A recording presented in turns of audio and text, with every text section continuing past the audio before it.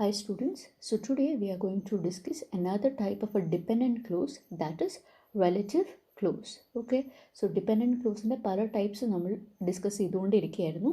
First was noun clause, then we discussed adverb clause, then we discussed conditional clause. Okay, മൂന്ന് type of clauses നിങ്ങൾ already പഠിച്ചു കഴിഞ്ഞു.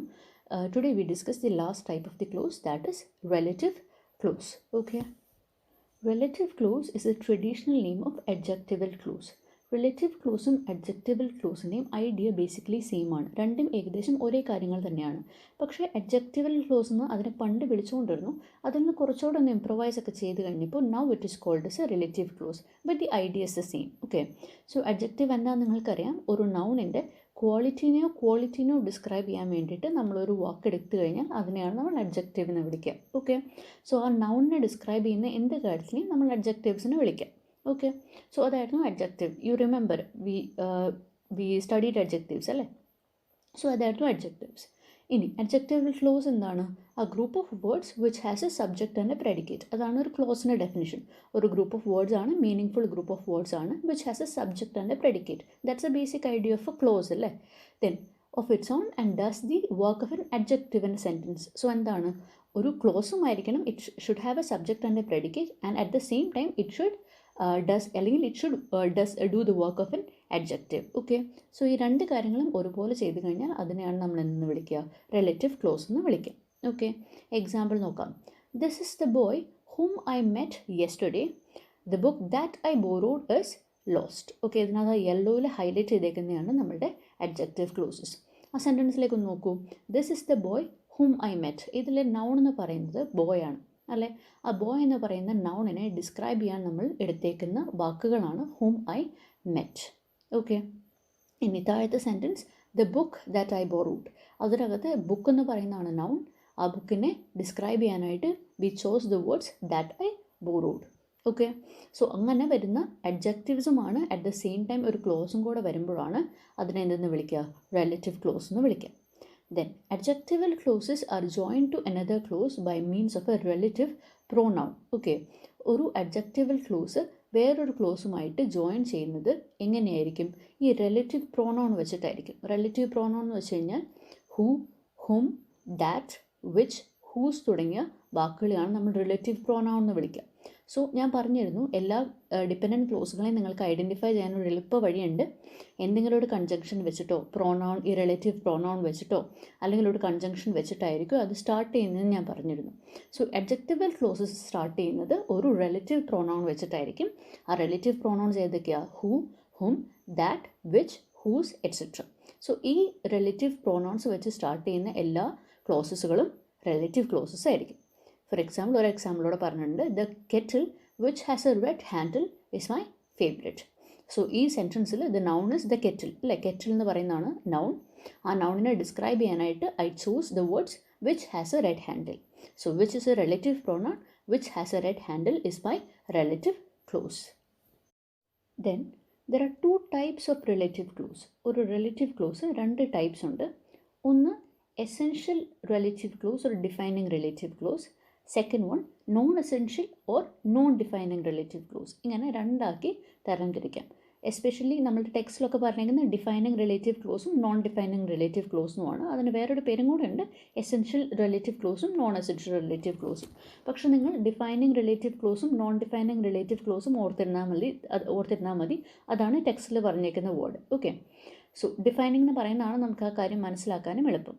First example പറയുമ്പോൾ അത് മനസ്സിലാവും. എസെൻഷ്യൽ ഓർ ഡിഫൈനിങ് റിലേറ്റീവ് ക്ലോസിൻ്റെ example: the man who lives next door is a doctor. The man who lives next door is a doctor. അതിൽ who lives next door എന്ന് പറയുന്നതാണ് നമ്മുടെ ഡിഫൈനിങ് റിലേറ്റീവ് ക്ലോസ്. അതെന്തുകൊണ്ടാണ്? The man is a doctor എന്ന് പറയുന്ന sentence, the man is a doctor എന്ന് പറയുമ്പോൾ ഏത് മനുഷ്യനും ഡോക്ടറാണെന്ന് നമുക്ക് പറയാം അല്ലേ? അതിനകത്ത് ആ ദ മാനിനെ സ്പെസിഫിക് ആക്കുന്ന വാക്ക് എന്താ? ഡിഫൈൻ ചെയ്യുന്ന വാക്കുകൾ എന്താ? Who lives next door. Okay, man എന്ന് പറയുന്ന ആ മാനിനെ ഡിഫൈൻ ചെയ്ത് അതിനെ ഡിസ്ക്രൈബ് ചെയ്യുന്ന വാക്കുകളാണ് who lives next door. Okay, so the man is a doctor എന്ന് പറയുമ്പോൾ ആ മാനിനെ ഒന്ന് സ്പെസിഫിക് ആയിട്ട് ഡിഫൈൻ ചെയ്ത് പറഞ്ഞു. അടുത്ത് താമസിക്കുന്ന ഡോക്ടറാണ്, അടുത്ത് താമസിക്കുന്ന മനുഷ്യനാണ് ഡോക്ടർ. ഓക്കെ, സോ ആ മാൻ എന്ന് പറയുന്ന ആളെ ഞാനൊന്ന് ഡിഫൈൻ ചെയ്തു. ഓക്കെ, ഇനി തൊട്ടപ്പുറത്തെ ടേബിൾ എടുത്തേ, non essential or non defining. അതിനകത്ത് ഞാൻ പറഞ്ഞേക്കുന്നു അതേ സെൻറ്റൻസ് ഞാനൊന്ന് ചെറിയ വ്യത്യാസം വരുത്തി.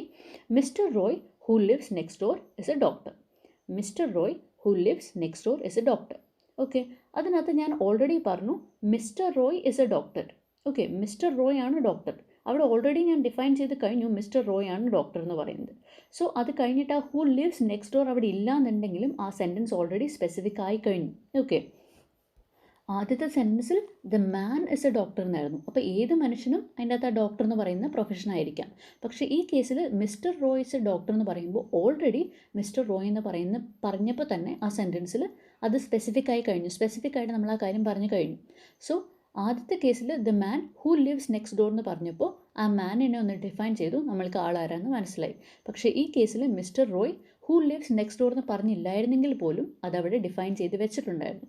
സോ അവിടെ ഹൂ ലിവ്സ് നെക്സ്റ്റ് ഡോർ എന്ന് പറയുന്നത് ഒരു നോൺ ഡിഫൈനിങ് റിലേറ്റീവ് ക്ലോസ് ആണ്. ഫസ്റ്റ് കേസിൽ അതൊരു ഡിഫൈനിങ് റിലേറ്റീവ് ക്ലോസ് ആണ്. അടുത്ത എക്സാമ്പിൾ നോക്കാം. The road where the accident occurred is near town hall. അതിനകത്ത് വേർ ദി ആക്സിഡൻറ്റ് ഒക്കേർഡ് എന്ന് മാറ്റി നോക്കിയേ. The road is near town hall. Okay, road is near town hall. ഏത് റോഡാണ് ടൗൺ ഹോളിൻ്റെ അടുത്തുള്ളത്? ഏത് റോഡിനെ പറ്റിയാണ് പറയുന്നത്? എന്തിനെ പറ്റിയാണ് പറയുന്നത്? അതെന്തുകൊണ്ടാണ് ഇവിടെ പറയുന്നത്? അതൊന്നും അവിടെ ഡിഫൈൻഡ് അല്ല അല്ലേ. പക്ഷെ ഞാൻ അവിടെ ചേർത്തു the road where the accident occurred. Accident പറ്റിയ റോഡിനെ പറ്റിയാണ് ഞാനവിടെ പറയുന്നത്. സോ അവിടെ ഞാനത് ഡിഫൈൻ ചെയ്തു. ഓക്കെ, അങ്ങനെ വന്നു കഴിഞ്ഞപ്പോൾ അത് ഇത്രയോടെ ക്ലിയർ ആയി, ഇത്രയോടെ സ്പെസിഫിക് ആയി. സോ അങ്ങനെ ഒരു കാര്യത്തിനെ പറ്റി സ്പെസിഫിക് ആയിട്ട് ഡീറ്റെയിൽസ് പറയാൻ വേണ്ടിയാണ് ഞാൻ എന്തെടുക്കുക, ഈ പറയുന്ന ഡിഫൈനിങ് റിലേറ്റീവ് ക്ലോസ് എടുക്കുക. തൊട്ടപ്പുറത്തെ സെൻറ്റൻസ് നോൺ ഡിഫൈനിങ്ങിലെ sentence the house on the left which belong to John is up for sale. Okay, so അവിടെ ഞാൻ പറയുകയാണ് the house on the left is up for sale എന്ന് പറയുമ്പോഴും നമുക്ക് ഓൾറെഡി ക്ലിയർ ആയി ജോണിൻ്റെ ഹൗസ് ആയിരിക്കാം. കാരണം ലെഫ്റ്റിൽ കാണുന്ന ഹൗസ് ജോണിൻ്റെ ഹൗസാണ്. സോ അവിടെ വിച്ച് ബിലോങ് ടു ജോൺ എന്ന് പറഞ്ഞില്ലായിരുന്നെങ്കിൽ പോലും ആ സെൻറ്റൻസ് അവിടെ സ്പെസിഫിക് ആയിരുന്നു.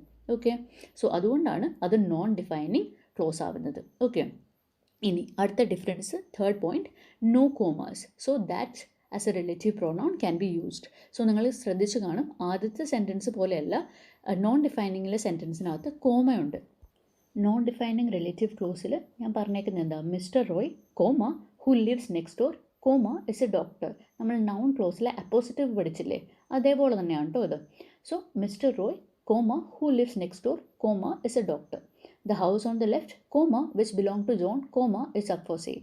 സോ അതിനകത്ത് നമ്മൾ ക്ലോസിനെ സെപ്പറേറ്റ് ചെയ്യുന്നത് കോമ വെച്ചിട്ടാണ്. ഓക്കെ, സോ ആ കോമ നമ്മൾ യൂസ് ചെയ്യുന്നതിൻ്റെ റീസൺ എന്താ, ആ ക്ലോസ് അവിടെ ഇല്ലെങ്കിൽ പോലും സെൻറ്റൻസ് സ്പെസിഫിക് ആണെന്ന് പറയാൻ വേണ്ടിയിട്ടാണ് നമ്മളവിടെ കോമ യൂസ് ചെയ്യുന്നത്. So even without that particular clause the sentence is specific. That is why we separate the clause using commas. Okay, ആ നോൺ എസെൻഷ്യൽ അല്ലെങ്കിൽ നോൺ ഡിഫൈനിങ് റിലേറ്റീവ് ക്ലോസ് നമ്മൾ ഐഡൻറ്റിഫൈ ചെയ്യുന്നത് ആ രണ്ട് കോമയുടെ ഇടയ്ക്ക് കിടക്കുന്ന കാര്യങ്ങളെ വെച്ചിട്ടാണ്. ഓക്കെ, ആ രണ്ട് കോമയുടെ ഇടയ്ക്ക് കിടക്കുന്ന ക്ലോസിനെയാണ് നമ്മൾ നോൺ എസെൻഷ്യൽ അല്ലെങ്കിൽ നോൺ ഡിഫൈനിങ് റിലേറ്റീവ് ക്ലോസ് എന്ന് വിളിക്കുക. എപ്പോഴും നോൺ എസെൻഷ്യൽ അല്ലെങ്കിൽ നോൺ ഡിഫൈനിങ് റിലേറ്റീവ് ക്ലോസ് രണ്ട് കോമയുടെ ഇടയ്ക്കായിരിക്കും കിടക്കുന്നത്. പക്ഷേ ഡിഫൈനിങ് റിലേറ്റീവ് ക്ലോസിന് അങ്ങനെ കോമ വെച്ചിട്ടുള്ള ഒരു സെപ്പറേഷൻ ഇല്ല. അതുകൊണ്ട് തന്നെ ദാറ്റ് എന്ന് പറയുന്ന റിലേറ്റീവ് പ്രോണൗൺ നമുക്ക് യൂസ് ചെയ്യാം. ഡയറക്റ്റ് ഇൻഡയറക്റ്റ് സ്പീച്ചിൽ ഞാൻ പറഞ്ഞിരുന്നു, ഇൻവേർട്ടഡ് കോമ മാറ്റിക്കഴിയുമ്പോൾ നമ്മൾ അവിടെ ഉപയോഗിക്കുന്ന വാക്ക് ഏതാ, ദാറ്റ് ആണ്. ദാറ്റ് അല്ലെങ്കിൽ വെദർ ആണ്. ക്വസ്റ്റനിൽ നമ്മൾ വെദർ ഉപയോഗിക്കും, സെൻറ്റൻസുകളിൽ നമ്മൾ ദാറ്റ് ഉപയോഗിക്കും. ആ ദാറ്റ് നമ്മൾ കോമ മാറ്റുമ്പോൾ ഉപയോഗിക്കുന്ന വാക്കായിരുന്നു. സോ ദാറ്റ് എന്ന് പറയുന്ന വാക്ക് നമുക്ക് ഉപയോഗിക്കണമെങ്കിൽ അവിടെ കോമ ഉണ്ടാവാൻ പാടില്ല. ഓക്കെ, അതുകൊണ്ടാണ് അത് ആ ഒരു പോയിന്റും കൂടെ പറഞ്ഞേക്കുന്നത്. സോ ഡിഫൈനിങ് റിലേറ്റീവ് പ്രോണൗൺസ് ഒരു കോമ വെച്ചൊന്നുമല്ല സെപ്പറേറ്റ് ചെയ്യുന്നത്, സിംപ്ലി എഴുതുകയാണ്. Okay, I hope it's clear. Okay, now we'll move on to the exercise questions. Exercise questions നോക്കാം. First question, this is the place dash. Add a defining relative clause. ഇങ്ങനെയാണ് question വരിക. This is the place dash. You should add a defining relative clause. ചുമ്മാ relative clause add ചെയ്താൽ പോരാ, defining relative clause വേണം add ചെയ്യാനായിട്ട്. So നിങ്ങൾക്ക് എന്ത് വേണമെങ്കിലും എഴുതാം. Which I talked about, that I showed you, that I mentioned, that I picked for visit. Okay, എന്ത് വേണമെങ്കിലും നിങ്ങൾക്ക് എഴുതാം. ഈ ഒരു വാക്കുകൾ വെച്ച് സ്റ്റാർട്ട് ചെയ്താൽ മതി. വിച്ച്, ദാറ്റ്, ഹൂ, ഹോം അങ്ങനത്തെ വാക്കുകൾ വെച്ച് സ്റ്റാർട്ട് ചെയ്യണമെന്ന് മാത്രമേ ഉള്ളൂ.